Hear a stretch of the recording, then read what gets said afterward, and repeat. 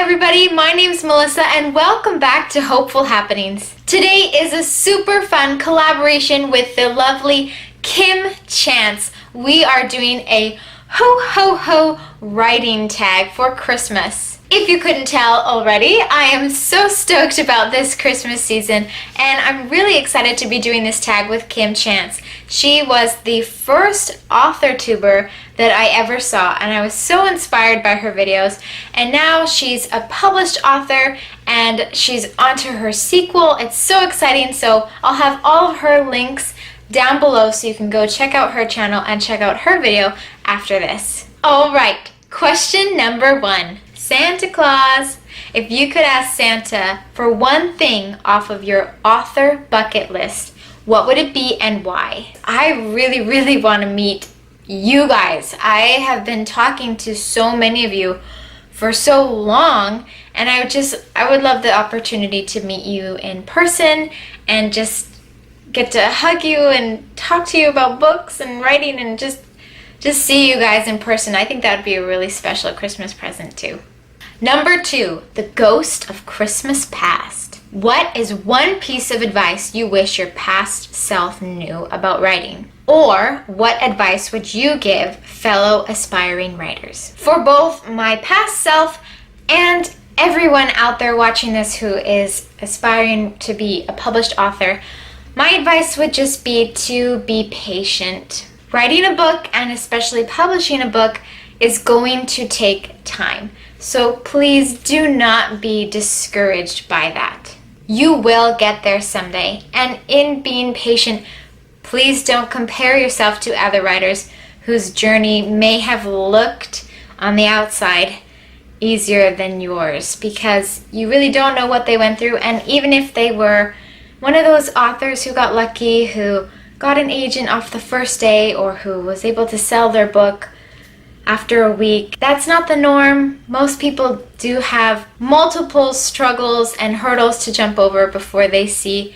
their book on the shelf. So please, once again, be patient and don't be discouraged. Number 3, Santa's elves. Santa has his little helpers. What resource has been helpful to you or most invaluable to your writing process? There are a host of things I could say. I mean, blogs, YouTube videos, talking with other writers, books, so many places where I can get advice and feedback on writing. But one tool that I have used in the past that was really helpful for grammar was a program called Grammarly. Don't worry, this isn't like a paid advertisement. I just really think Grammarly is a very useful tool.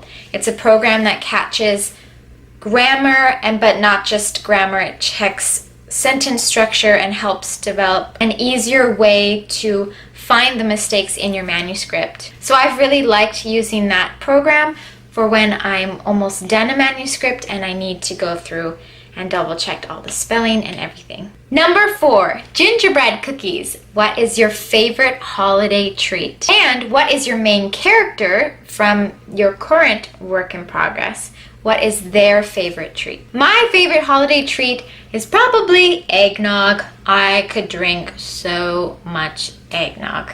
And I just want to clarify, I think eggnog sometimes has alcohol in it, but I never drink it with alcohol.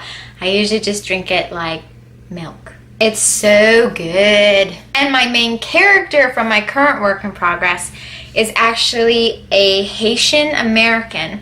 And I know quite a few Haitians. I found they always make this little banana cake thing around Christmas time. I'm not sure if it's like a specific Haitian Christmas treat. It's kind of like a pancake but made with bananas, and I found on the internet that they sometimes call it banana fritters. Anyways, whatever it's called, it's amazing and so good. So I feel like that would be the main holiday treat for my main character. Number 5, holiday traditions. What is your favorite family tradition, and what fictional character would you like to share that tradition with? Honestly, I think my favorite holiday tradition at Christmas time is Christmas Day, where we just open up presents.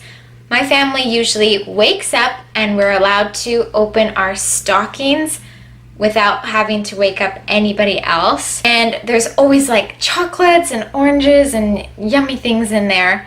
And then we have breakfast together, and then we get to open the presents under the tree all together. The fictional character that I would like to have with me on Christmas is actually two people. I think it would be so fun if the Weasley twins could spend Christmas morning with me.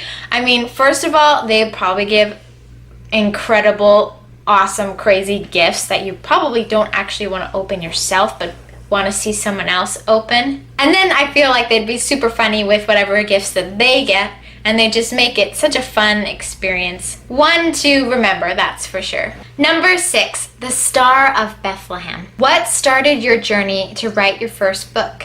Has this journey turned out the way you thought? Where would you like to see it go in the future? The story of how I started writing my first book was actually happened in college when I met my husband. It was my marine biologist husband who had actually just returned from a several-month internship in the Bahamas that he came up with an idea, like just a tiny idea about a world. As a writer, I was doing English programs and doing all these classes, and my mind just went crazy with all these ideas, and together we came up with the premise for the first book that I ever wrote. Where I would like to see it go in the future is that I would like to hopefully see my book get published one day, and also just I'd love to try new genres, and I just love to experiment more with things that I'm not comfortable with,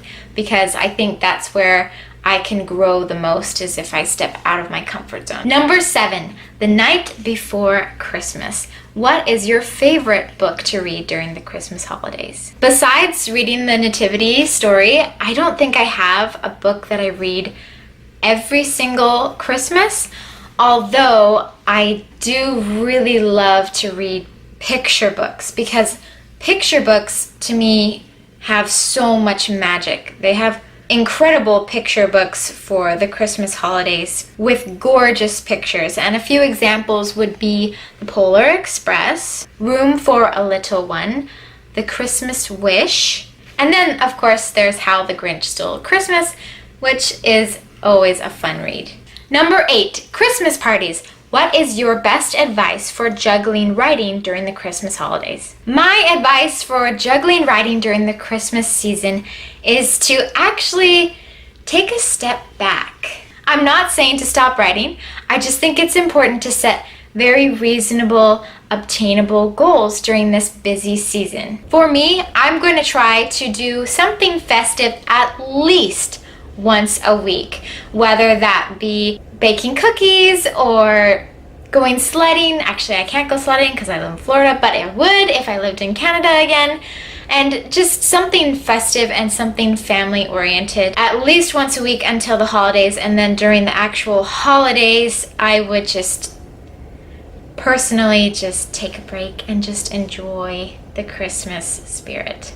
Now maybe Kim is gonna disagree with me on this one. Maybe you are all thinking I'm a horrible example for not writing, but Christmas only comes once a year, and I feel like our spirits need that rejuvenation during the year. And from experience, if you miss out on just the Christmas spirit and all of the wonderful things that Christmas can bring, you do feel it in the months afterwards. It kind of feels like you missed something special. So now don't hate me for suggesting this. You can do whatever you want. I just think for me, I'm going to take a step back so that I have time to not only obtain my goals as a writer, but enjoy the holidays. Number 9, the Polar Express. What writing rituals do you use to transport yourself into the world of your book or into the mind of your characters? I use music and pictures. I like to listen to music while I write that has the theme of whatever I'm writing.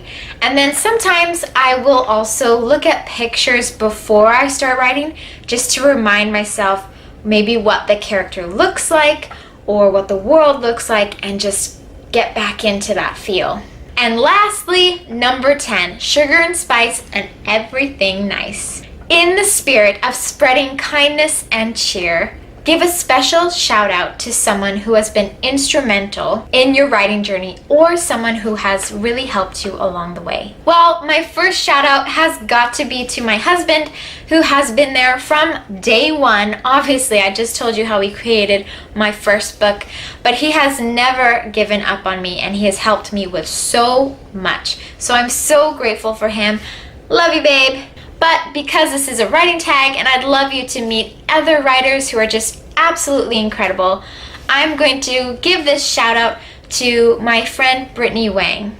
Mainly because Brittany just helped me create my author website. She did a fabulous job. She helped me so much along the way and I couldn't have done it without her. So thank you so much, Brittany. You are incredible. And I'll have all of her information linked down below too, so you guys can go check her out. And you can even go check out the website that she helped me create. I'll have that all down below. Thank you once again, Brittany. I'm actually going to do my tags now. I would like to tag Brittany Wang to do this tag next, along with Alexandra Roslin and Destiny Murtaugh. And of course, I tag all of you. I'd love to see your answers to these questions. If you do decide to do this tag, please tag me so that I can see your videos, or if you prefer to do it on a blog or whatever, please tag me so I can see it and respond. Thank you again to Kim Chance for doing this tag with me. It's been so awesome and so fun. Thanks, Kim. If you want to see her video, then I'll have that link down below. You can go check out her channel. Merry Christmas, everybody. We'll see you next week. Bye.